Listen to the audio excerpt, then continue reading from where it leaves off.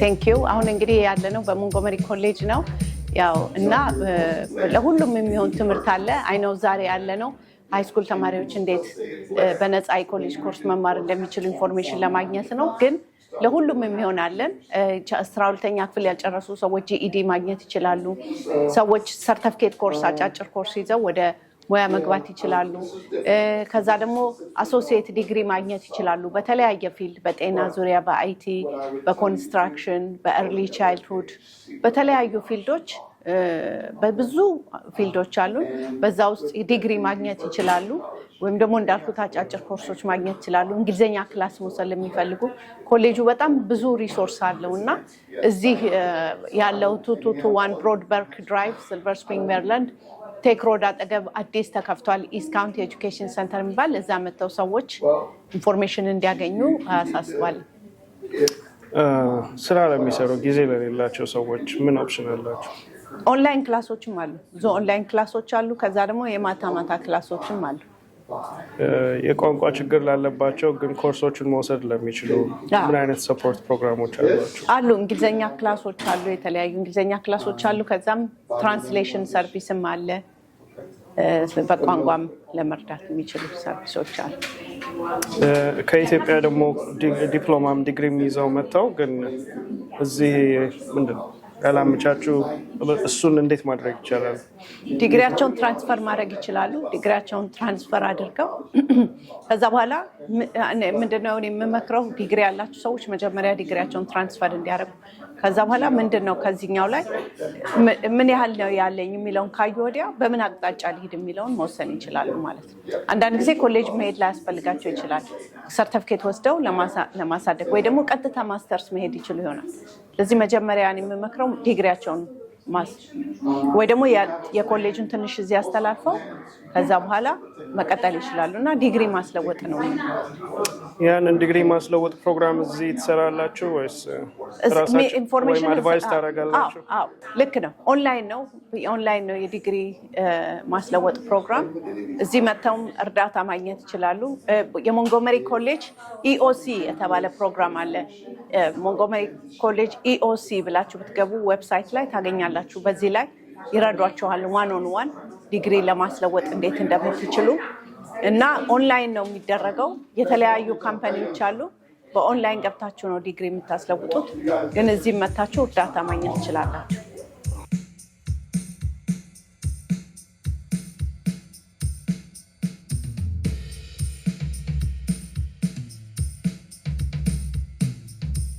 Dual enrollment simply means the ability to be both a high school and a college student.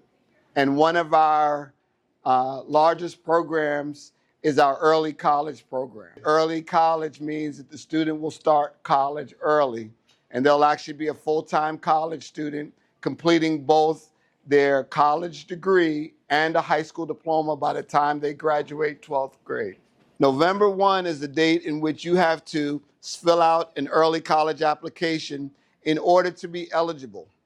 It does not require you to then participate in the program. So at some point you hear something that's not really of interest to you, something changes, etc. You can always say, I'm no longer interested. But if you do not fill out that November 1 application, you will no longer be considered. One of the things that the program does not provide is lunch, is food. The way this program works is we're going to take 2 years of college and 2 years of high school and pack it all into one. So there is a full pathway in which we map out. And so for the most part, all your courses have already been decided because we need to make sure that the student graduates high school and college at the same time. We will do the registering. What we'll do is at the end of your sophomore year, we'll get your high school transcript. We will determine what high school courses you still need, credits you still need. We will confirm that with your high school counselor, and then we will build out a 2-year advising plan to tell you every single course that you're going to need in order to graduate. And so you will know the courses. You may even know kind of a rough idea of what the schedule is going to look like. And so all of that'll be mapped out for you. So yes, ma'am, and then I'll come back to you. Let them know that they want to So we work hand in hand with MCPS. Great question, thank you. So when the student says by November 1 submits that application form, the schools will be notified that you're interested. There won't be a, I'm sorry? You submit it online. It's actually an MCPS form. And so I'll email you that information again, but it's the regular high school special programs application. So it's got everything from like 6th grade on to 12th. You have to choose the early college as your choice. And so, but you won't actually transfer over to early college until sometime this summer, once you've gone through the whole process. But throughout the entire time, we work hand in hand with the MCPS Post-Secondary Partnerships Office. So they're going to be well aware that you're interested, that you're going through the process. In fact, there's going to be some assessment testing that's going to go on in your high school that's going to help us give information to us about meeting the standards. Students have to test a minimum college ready in English and math in order to participate. And there's a simple reason why. That's the requirement for that degree program. So you're being admitted into the regular degree program there. You will no longer attend your high school, but you'll still be very much an MCPS student. As a college, we can't confirm that you've met the high school diploma requirements. So our staff works directly with your counselor to make sure, because, and I said this in a smaller group, when you take a college course, that college course is going to also give you high school credit. So when you take our college's History 117 course, that'll give you the high school level world history credit. So using that example, every student has to have, say, a gen ed course in a field in which there are 40 or 50 different courses you can choose from. So the typical student can choose any one of those 40 students. But because you need both the high school and college credit, we may limit you to say you can only take this particular course.